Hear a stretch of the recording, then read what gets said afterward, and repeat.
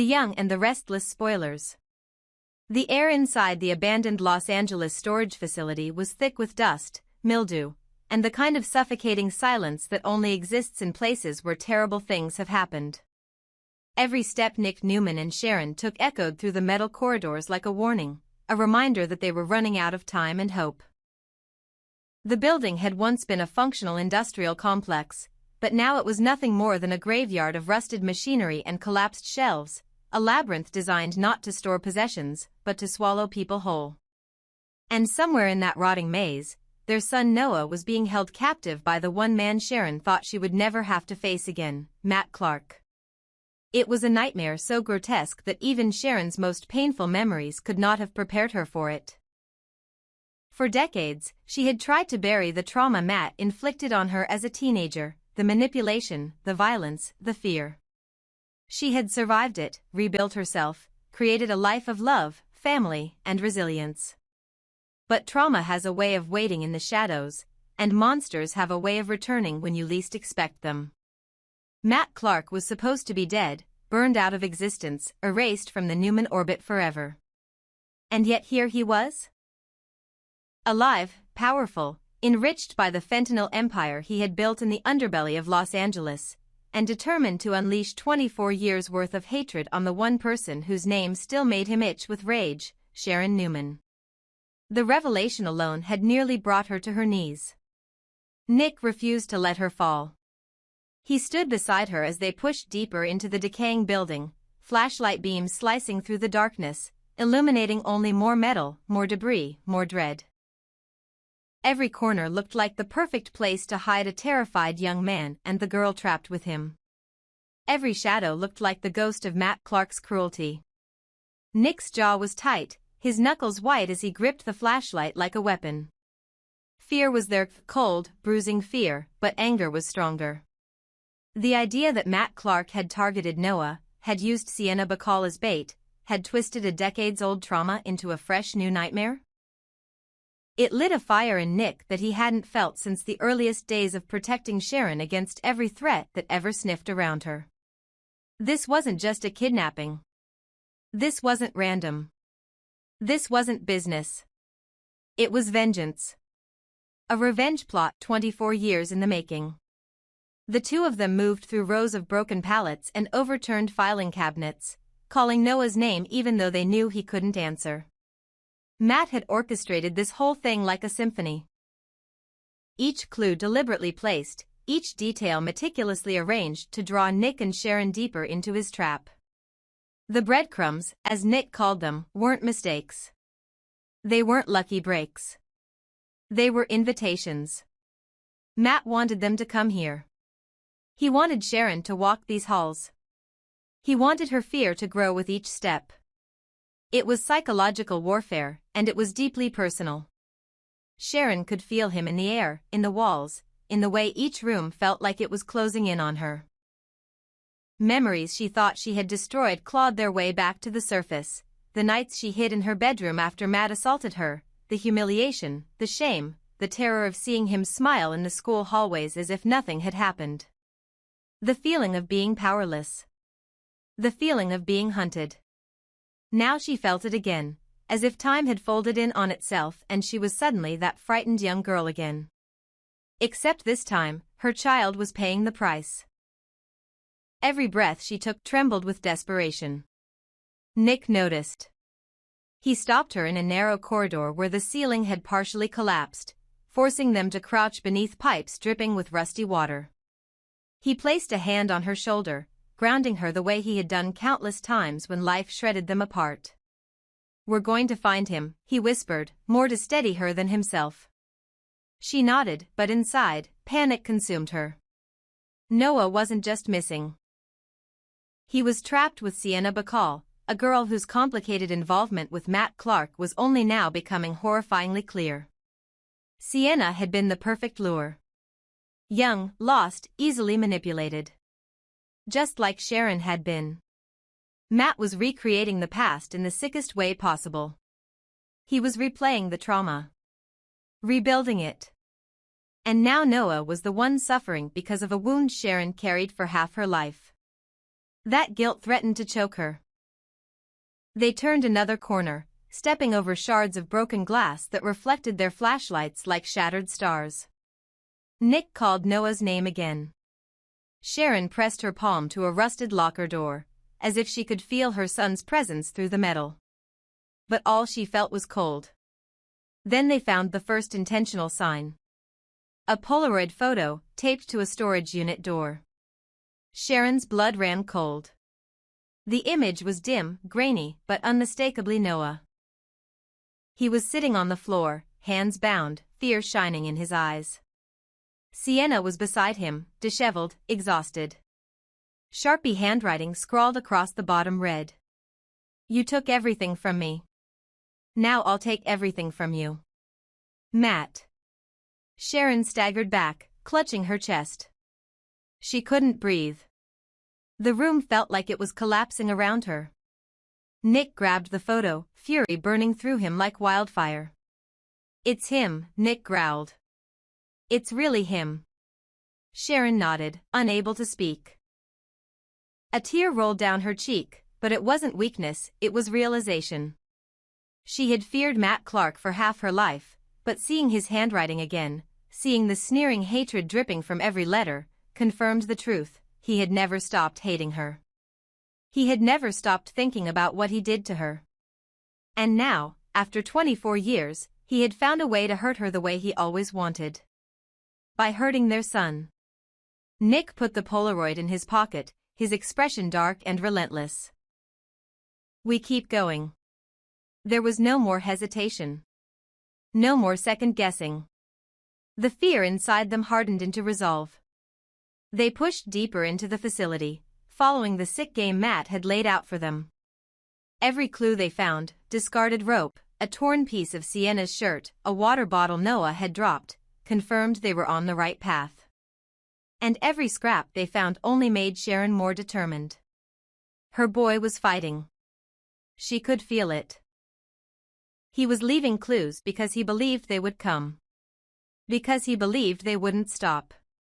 No parent should ever have to track their child through a nightmare like this, but Nick and Sharon were Newmans, and Newmans didn't collapse under pressure. They sharpened. They hardened. They became warriors. The deeper they went, the worse the smell became: chemicals, mold, something metallic. Something like fear. And then Sharon heard it. A sound. Small. Muffled. A voice. A cry. Her heart stopped. "Nick, listen." They froze. Every muscle in their bodies tensed. Then it came again, soft, strained, but unmistakably human. It was Noah. He was alive. Somewhere in this decaying maze, her son was alive. Sharon surged forward with a strength she didn't know she still possessed. Nick grabbed her hand, following her as they barreled deeper into the darkness, toward the sound, toward their child, toward the final stage of Matt Clark's horrifying revenge. And they both knew one thing as they ran. This wasn't over. This wasn't close to over. Because the man waiting for them at the end of this nightmare wasn't just a criminal. He was a monster who had been planning this moment for 24 long years. And he wasn't about to let them walk out with Noah without a fight. The room Noah Newman awakened in did not feel like a room at all, it felt like a tomb.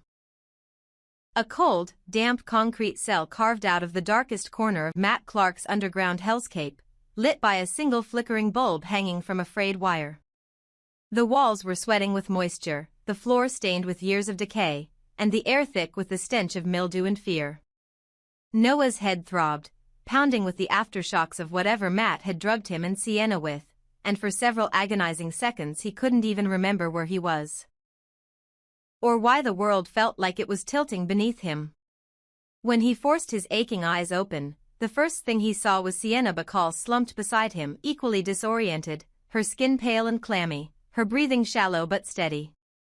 For a moment they were both too dazed to speak, trapped in that unsettling space between consciousness and terror. But slowly, as the fog lifted, reality settled in with brutal clarity. They were alive, but only temporarily. The room had no windows. No ventilation. No visible exits except a rusted metal door bolted from the outside. They were trapped like animals. Their limbs felt heavy, their muscles weak, their mouths dry as sand. Matt hadn't just abducted them, he had disarmed them, weakened them, stripped them of any ability to fight back. And as Noah tried to stand, his knees buckled beneath him, forcing him back down to the cold floor. Sienna reached out to steady him, though her own body trembled violently. That was when she noticed something half buried under a pile of debris in the corner, an old photograph, yellowed at the edges, clearly placed there on purpose. Sienna crawled toward it, feeling an instinctive dread clawing up her spine. When she lifted the photo into the weak light, her breath caught in her throat. It was Matt Clark, but younger, sharper, with the same eerie smirk she had seen on her husband, Mitch Bacall, whenever he thought no one was looking. It was in that moment the truth shattered every false memory she'd built her marriage upon. Mitch wasn't Mitch.